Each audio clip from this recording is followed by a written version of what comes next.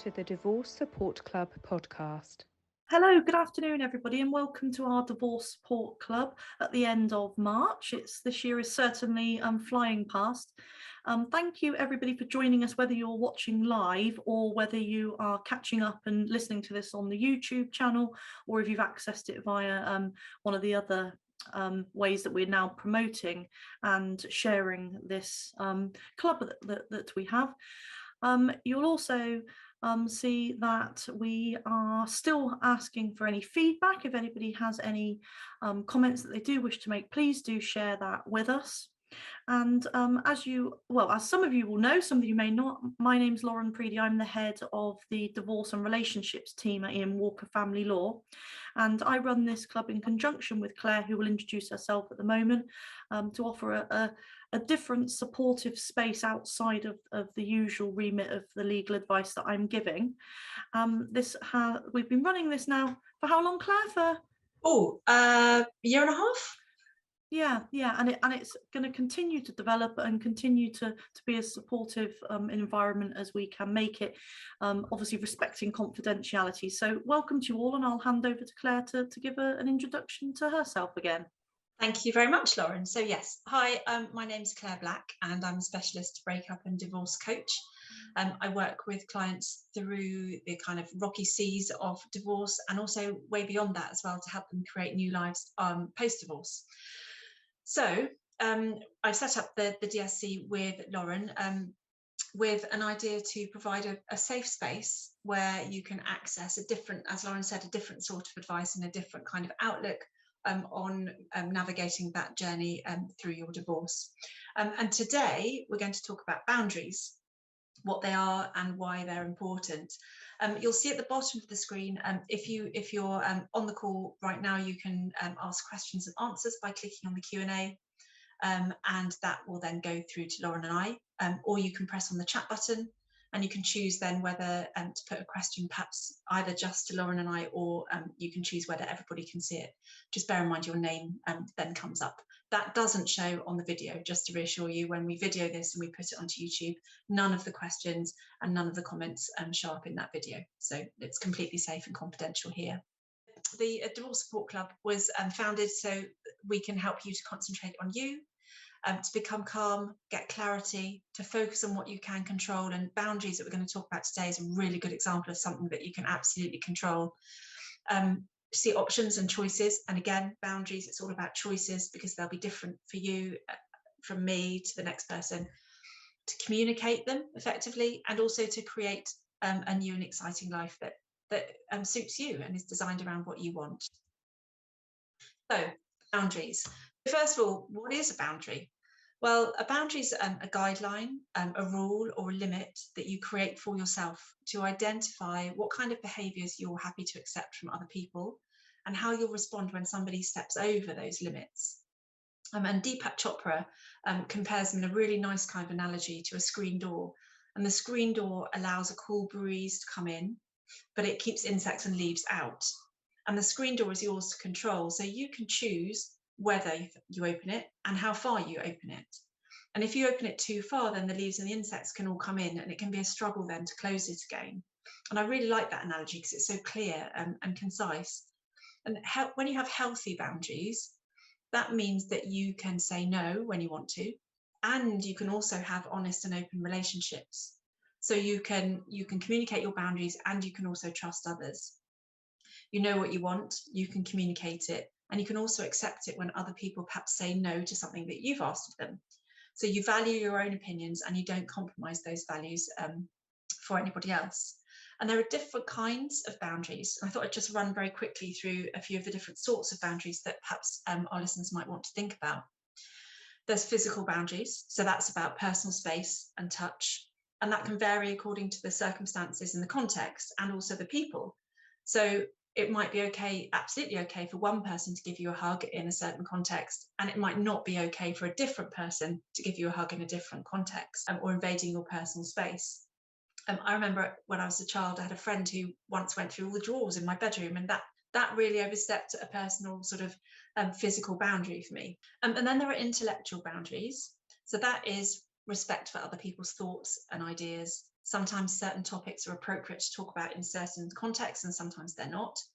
And those kind of intellectual boundaries are violated when somebody perhaps belittles another person's thoughts and ideas and opinions. Then there's emotional boundaries. So these are around your feelings. And a healthy boundary means you know when to share your feelings, how much to share them, who to share them with, and you also know when you might perhaps be oversharing those feelings. And those boundaries are violated when somebody perhaps criticizes or belittles or invalidates how you feel. Then there are sexual boundaries as well, and healthy sexual boundaries would include mutual understanding, respect of limits, issues around consent. And they're violated if perhaps you feel pressure to do something that you don't want to do, or you're subject to sort of leering and sexual comments that make you feel uncomfortable. And then there are material boundaries as well. So that's around possessions and money. And healthy boundaries in that area might include things like setting limits on what you might share.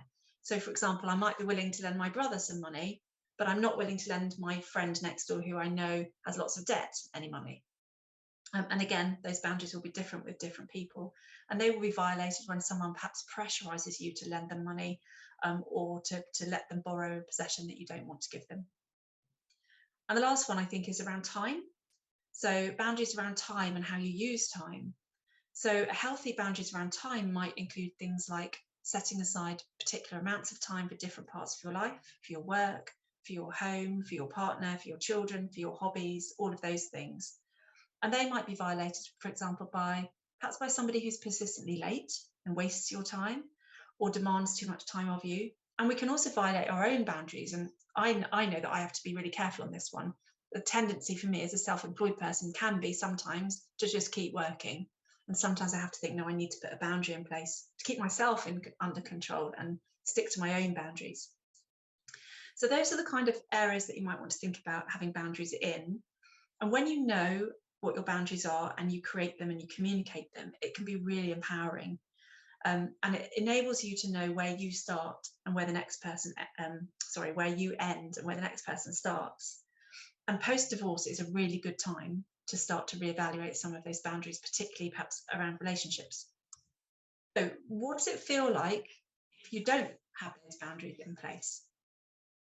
So if you don't have those boundaries in place, you'll probably feel very affected by what other people say, what other people do, and how other people feel. You take on their feelings perhaps as your own. Perhaps you lose your sense of self. It can make you unsure of your own identity, so you're not clear where you end and the next person starts. And it can also mean that you can't say no, and you feel responsible for other people's happiness. That if you say no to somebody, it's going to really upset that other person, and you feel you have to put them first above yourself. That can mean that sometimes you get hurt, you become emotionally wounded or bruised, and sometimes it can lead to you feeling very confused about what's the right and wrong thing to do. And often it means that you sacrifice your plans to please other people, and you might find that their level of happiness perhaps dictates yours. And I see this all the time in relationships where one partner bows to the wishes of the other a lot, and their happiness kind of then depends on the other partner's happiness. So that's what it kind of feels like to have no boundaries. And then I thought it'd be interesting to ask, well, why do we sometimes then resist setting boundaries? If those are the results we get from not setting them, why don't we set them? And there are all kinds of reasons for this. A lot of it boils down to belief. So it might be that you feel like you're being mean, you're being unkind, you're perhaps being bad or harsh towards the other person. It's not okay to say no. Or it might be that perhaps you're afraid of the other person's response. And this can be something that comes up in sort of more toxic relationships, particularly, or perhaps abusive relationships, that the fear that the other person will be angry with you is a real barrier to being able to set boundaries around their behaviour and what's acceptable.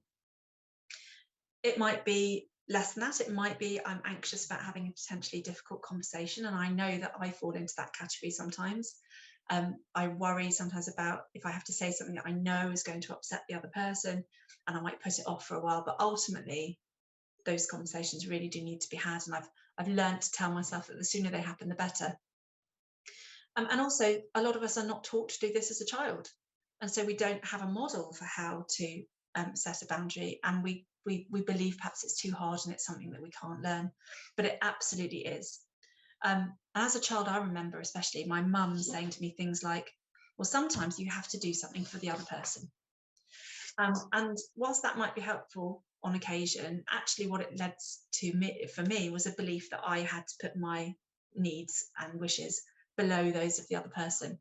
So now I've changed my belief, and now I know that it's okay to say no sometimes to people. And I also know that good, caring, healthy people set boundaries. So what does setting a boundary give you?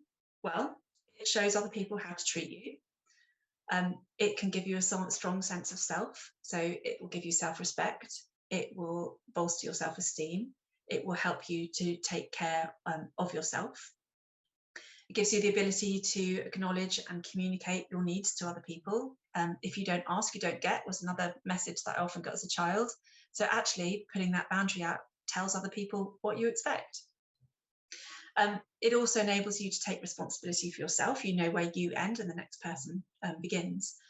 And it also means that you can be assertive, and you can say no to other people if there's something that they want you to do that you don't want to do or you're unable to do.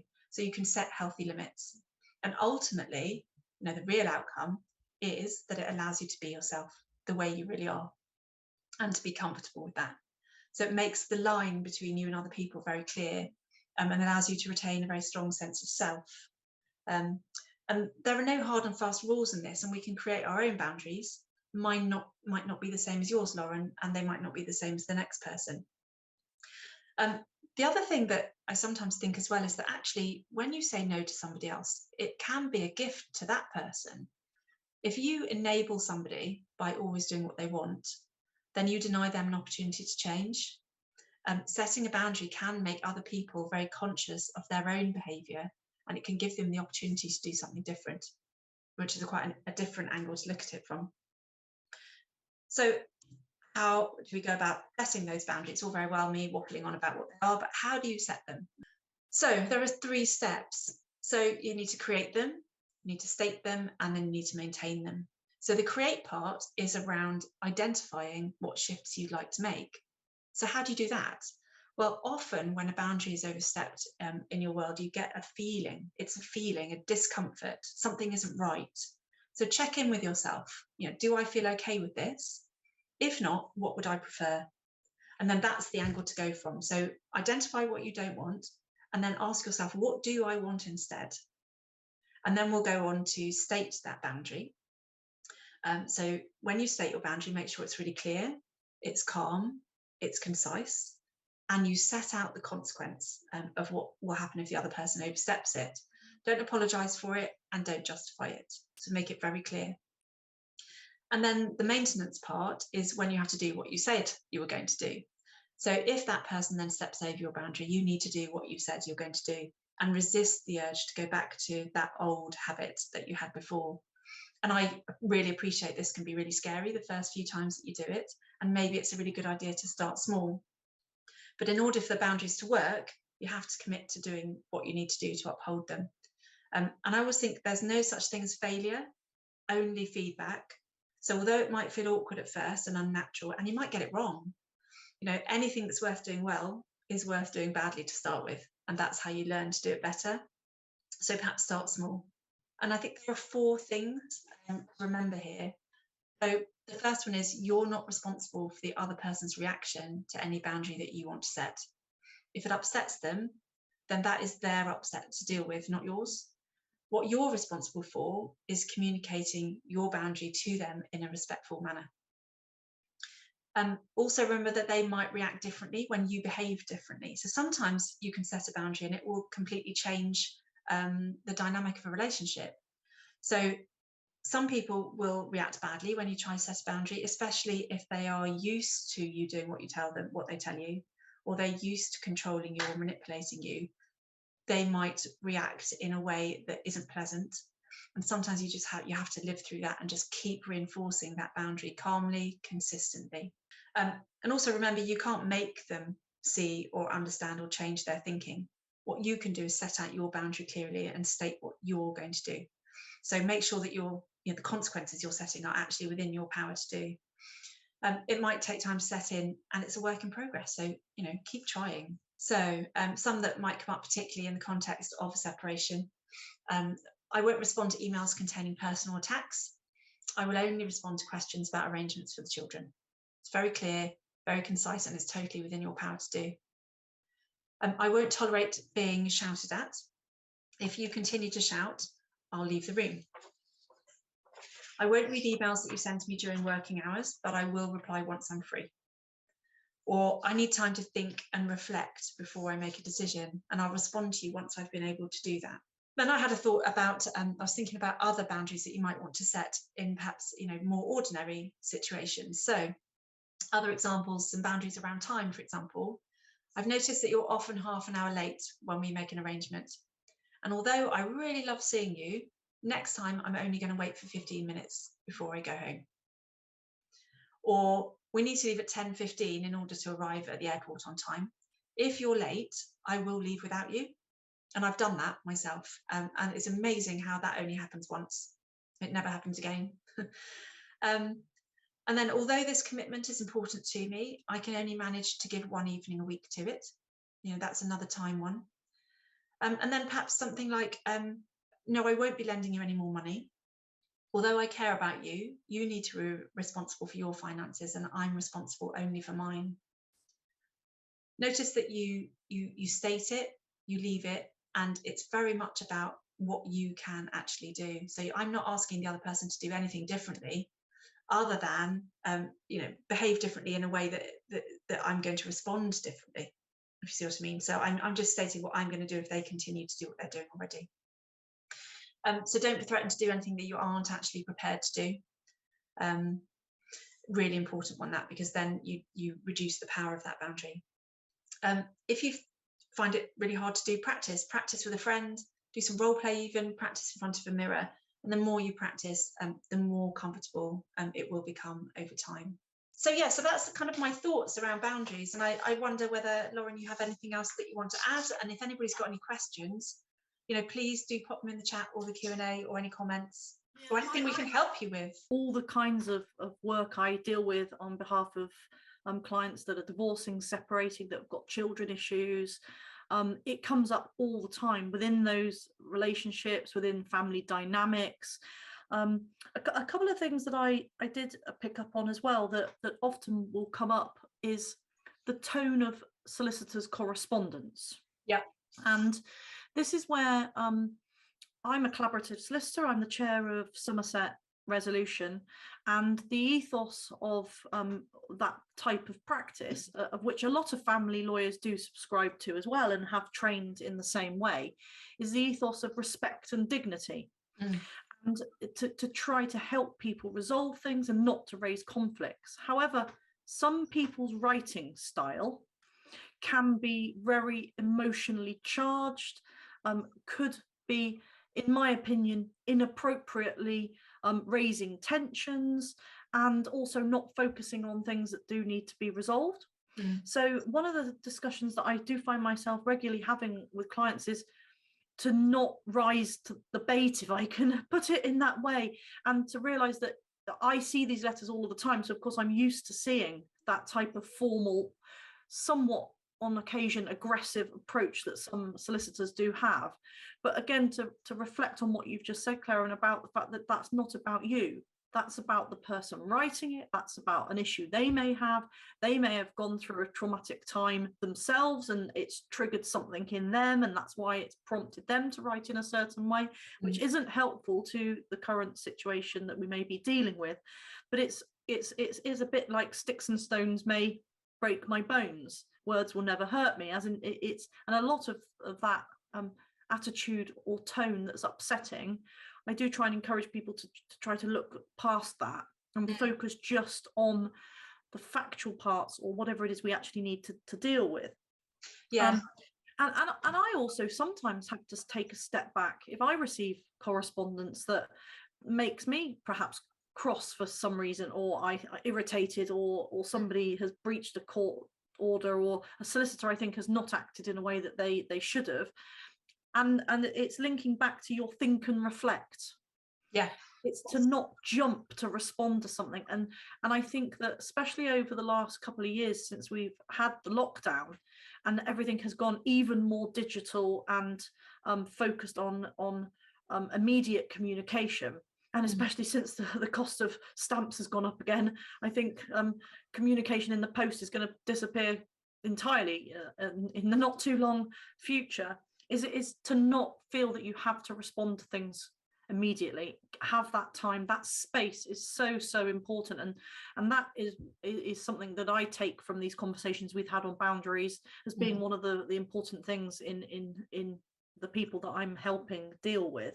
Yeah, I absolutely agree with you 100%. And a couple of things probably from a coaching perspective that I'd add into that. Yes, remember the stop and breathe and think before you respond. Always really helpful. Sleep on it. Your brain will be processing things overnight without you realizing it. Your subconscious will be working on stuff. So if you receive a letter on a Thursday, read it, leave it overnight, and then come back to it on Friday. You'll probably find that you feel differently about it. When you receive those letters, adding on to what you were saying about it actually being about the person writing it, sometimes it's worth taking a moment to breathe and then step into their shoes and imagine you were them and think about the reasoning behind the tone that they've got, because I do this quite a lot with clients, and actually often what comes out is, okay, the person writing this is afraid. The person writing this is perhaps fearful of what the outcome is going to be, and that sometimes can help clients to have a little bit more perhaps compassion when they're reading stuff that initially just comes across as being angry. Obviously not in all cases, but sometimes that helps. The other thing as well that often is a difficult kind of dynamic between client and solicitor is that sometimes people will ask me if I will phrase things in certain ways.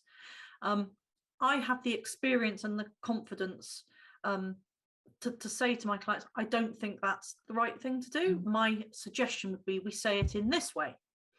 Ultimately, I'm instructed by my clients and have to act upon those instructions, but I'm confident in the advice that I give them, and would be hopeful that is usually taken. However, some other solicitors may not have that approach. They might not be as experienced as I am, and they may be being told by their clients what they want to say, and actually it's not the solicitor's words, it's the client's words, and that is, to me, a boundary that's been merged, and it's that can cause some confusion as to where that communication is coming from. Yeah, agreed. Again, that's the merging of the client solicitor's boundaries. Yeah, and I sometimes as well will have to say to my clients that isn't an appropriate matter for me to deal with. You need to go and see Claire to speak about that, or actually I think you should go and speak to your GP about that. Of course, I'm as supportive as I can be, but there's certain things I'm not qualified to give advice upon, and I will make sure that's clear, and it's important that it's clear, and that's why we have these collaborative working practices between, like, you and I, Claire, because we have to do that to make sure we give the best service we can to our clients. And I think linking to that as well was the comment you made about it's their upset, not yours. Yeah.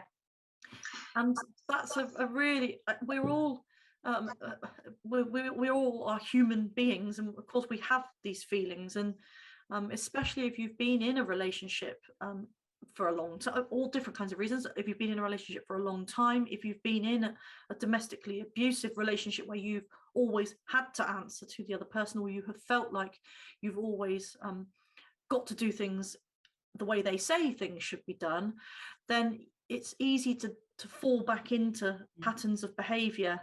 And again, that is teaching yourself those new boundaries and getting assistance with doing that from a relevant professional is really important. Yeah, I do a lot of that work with people in terms of thinking about, first of all, what they want their boundaries to look like in any new relationship that they might enter into, and also in friendships. Sometimes this happens too. So what do you want your boundaries to look like? But also, what red flags are you going to be looking out for that will warn you that there's something amiss here? So the red flags are things like, perhaps this person, or common ones, perhaps this person is showering me with attention and affection, and it seems almost too good to be true.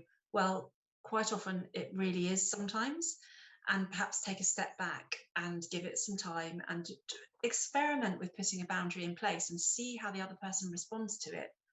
Because how they respond to a small boundary in the beginning will give you an idea of how they might respond later to a much more important one. I mean, I'm happy to share a scenario that happened to me recently in my family life, is that I've always been, as the eldest sibling, in the kind of dynamic that I'm the organizer, and also because of my job, people will ask me to help assist if there's any kind of things that comes up.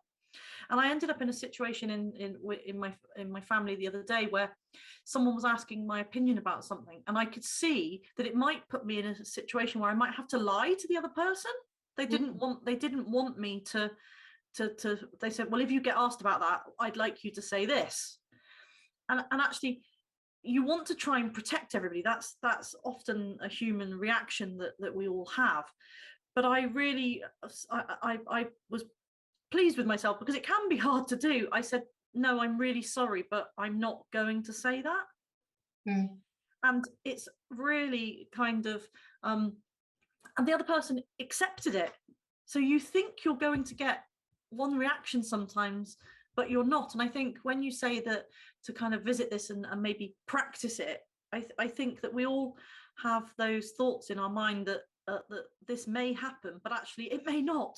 Yes. So yeah, no, you're absolutely right. And I can share a similar sort of story, actually. When I was first out of, looking for new relationships and things after my first marriage broke down, I noticed that I wasn't very good at stating what I prefer.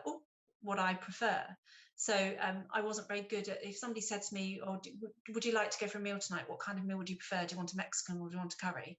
I'd always say, I don't mind. But actually, deep down, I'd prefer to have a Mexican. And I've learned that actually it's really important early on in a relationship to state your own preferences, because over time I then became resentful that, I met somebody, and I became resentful then that I never seemed to have a choice about where we went for a meal. And actually I'd kind of created that for myself. So now I'm really, every evening actually I still have this practice of thinking, right, where did I state a preference today and how did it go? Because for me that was quite a challenging thing to do. Yeah, that's really interesting to think of that, because again, it's the people pleasers in us, isn't it, that we want to do what other people want, but actually by helping us, well, it's the whole put your own oxygen mask on first, isn't it? Absolutely.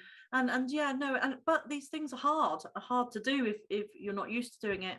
We've just had something come up to us, Claire, that's talking about if something has happened and you perhaps feel that you've learned something and didn't make the decision in hindsight that you wish you had.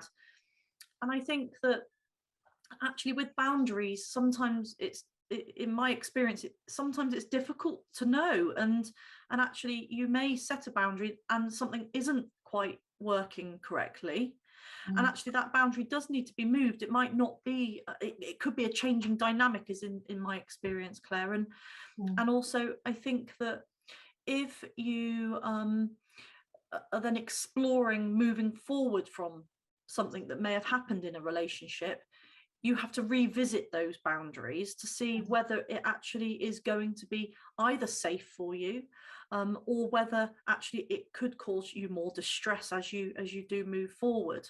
Yeah. And I think I'm just looking at there's a question in the I presume that's what you were just looking at. And I think the person wrote is happy for us to answer on here, so that's good. So yes, I've been in a relationship for a few months, hadn't met up, but we became very close. I hadn't set appropriate boundaries because this person was having relationships with other people which were closer than I was aware of. But a huge learning curve. And I think that's the really important thing. You can acknowledge that you were hurt by this person, that they behaved in a way that wasn't acceptable to you. What were the clues that was happening? And what might you have been able to look out for earlier on in that relationship that might have given you an idea that there was this problem? But don't beat yourself up if maybe there was nothing. It's possible that there were no clues, especially if you hadn't really actually been able to meet in person. The big important thing for me is the learning from it. that information will absolutely, as you say, help you in future relationships to see sort of red flags. How do I know if I can be friends with this person in the future, or do I have to have no contact again? I guess that the answer to that question lies around where your boundary lies.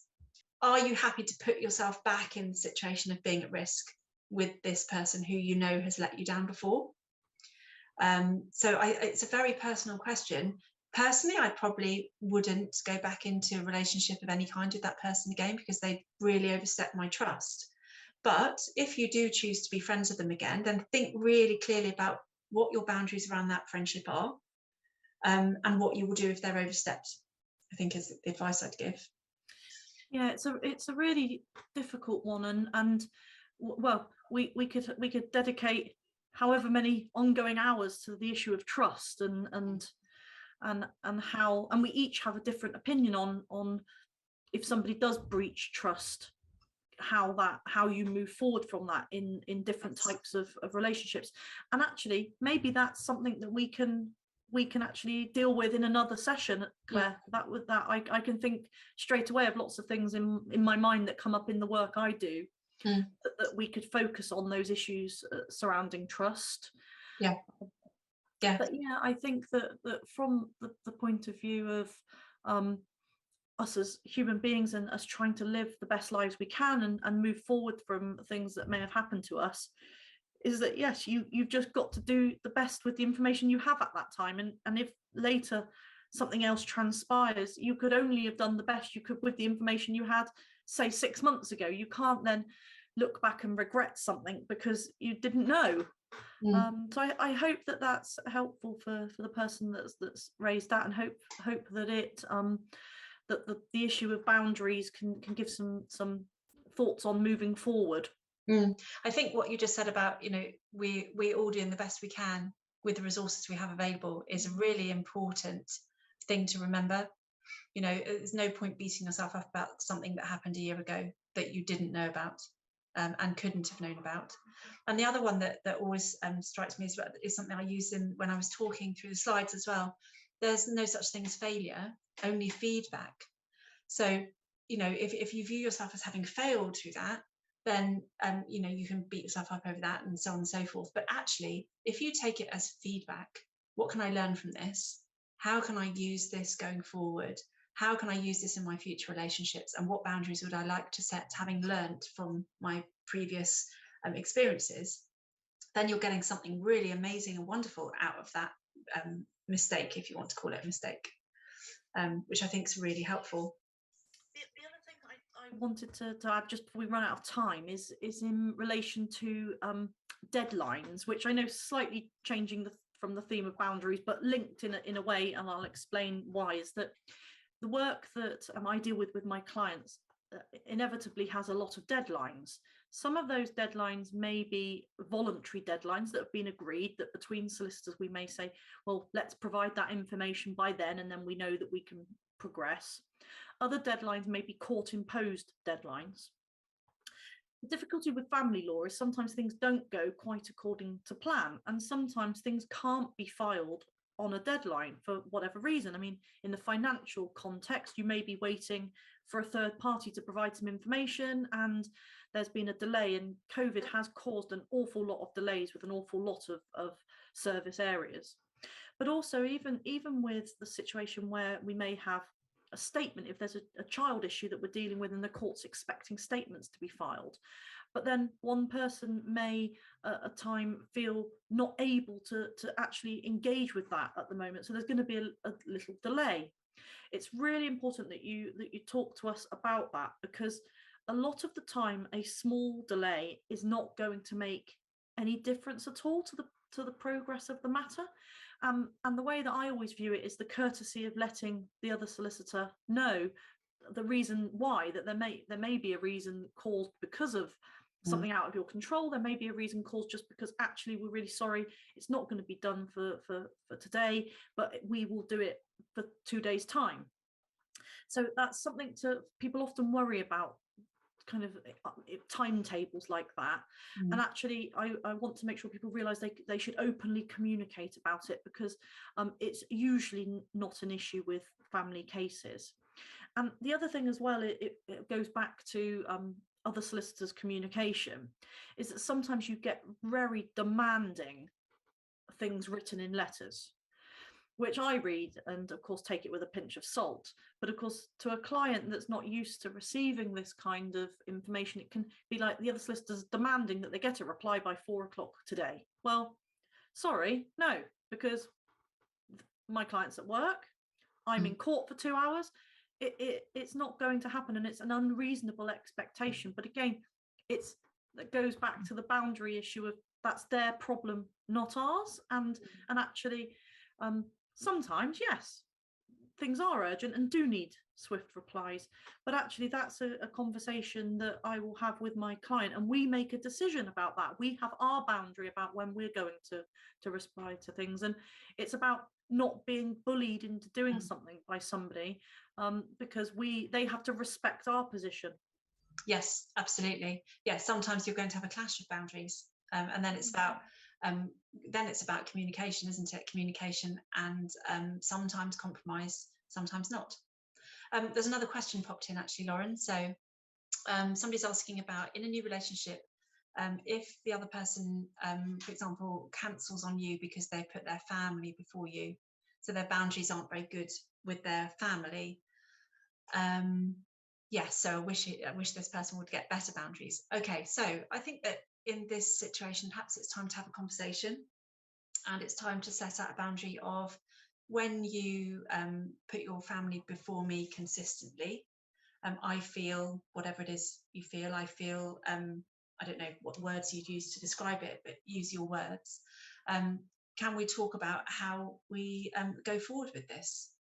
Because ultimately, if you don't say anything, then you'll probably start to feel resentful of it. It'll start to annoy you, and it will eat away at the relationship. And I think these are really tough conversations to have. They really are. And yeah, it's one of the things I was saying about, sometimes we resist putting those boundaries in place or raising those issues because we might have to have a difficult conversation.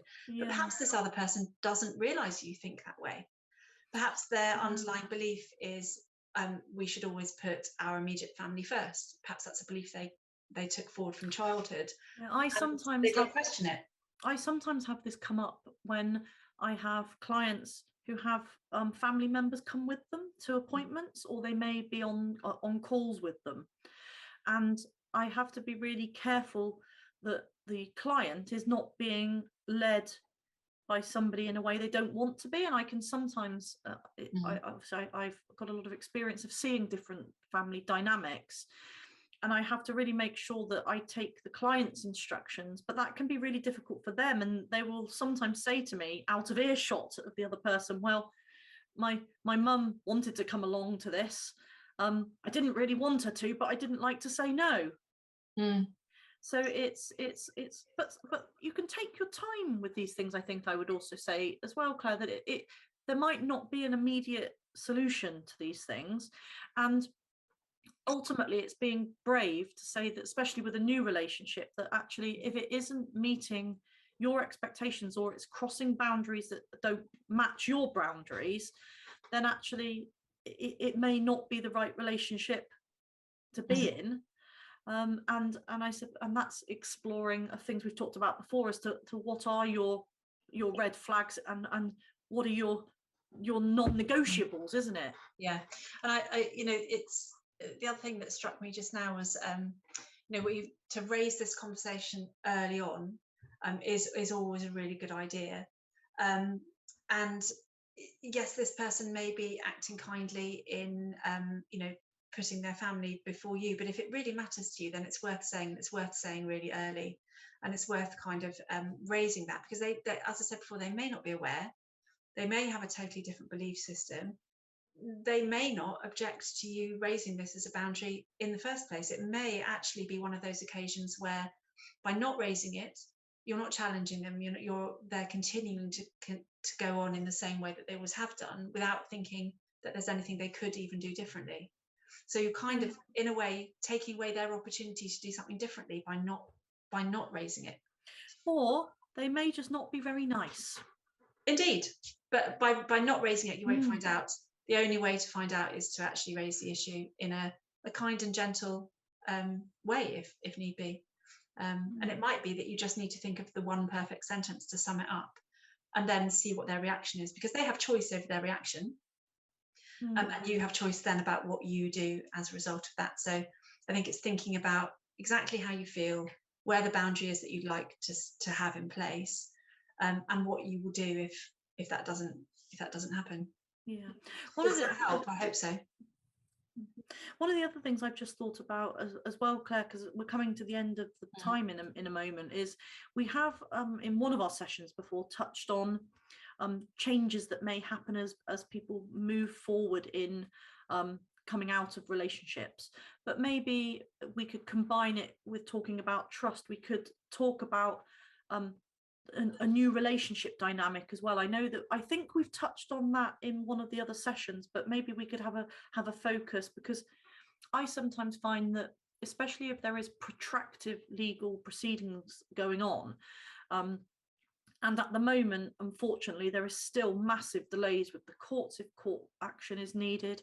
There's big delays with anything in connection with the court paperwork administration, just underfunded and understaffed, unfortunately. But of course, that means that people are sort of in limbo land and do want to start embarking on the new part of their life before the actual old part is finalized, if that's the right way of putting it. And of course, that can cause a kind of conflict in what you're going through, with the joy of looking forward, but also the despair of things that might be going on. And so maybe that's something that we could explore a bit more as well. Yeah, if that would be of interest to our listeners, that would be really interesting one to talk about. Fantastic. Okay, that's right. That's just the comment that's coming is just a reply. So yeah, that's great. Yeah. Well, that is everything that's on my notes. I've written in big letters time, because I think that a lot of things we talk about, it is maybe people think it's a bit of a cliche or a bit cheesy, but time is certainly a healer, and time helps with a lot of things. And the hints and tips that you've given us today, Claire, are really helpful in that reflection time, and also revisiting other sessions that we've had where you've given your advice on techniques, which we will, of course, we regularly visit some of these in different contexts. A lot of it, I think, is linked to time and the changes that you need to give yourself the time to make. So I find, thank you, Claire, the hints that and tips you've given us are really helpful. Thank you. I think the thing about time is, yes, time can be a great healer, but there are things you can do to speed it up. And those are the kinds of hints and techniques that I put forward. So yes, so somebody's saying they're definitely interested in what Lauren suggests as a session. Excellent. Okay, we will have a think about how we phrase that and put it in. And if you want to email me outside of the session to let me know what you would like, what particular concerns you have in that area, we can make sure that we cover those off when we do the presentation and so on, and when we talk about it. So do email me and let me know. I think you've all got my email address, so please do that, and then because we can tailor stuff to help you particularly. Yeah. And thank you very much, everybody, for joining us today. And that was really interesting to think about these issues of boundaries that we all go through in our lives, and in particular for people that are clients of mine are going through in the legal aspect of what they're going through. So wishing you all well, and stay well through these continuing COVID times. And yes, please do contact me if you have any questions, and Claire as well. And we will look forward to seeing you all next month.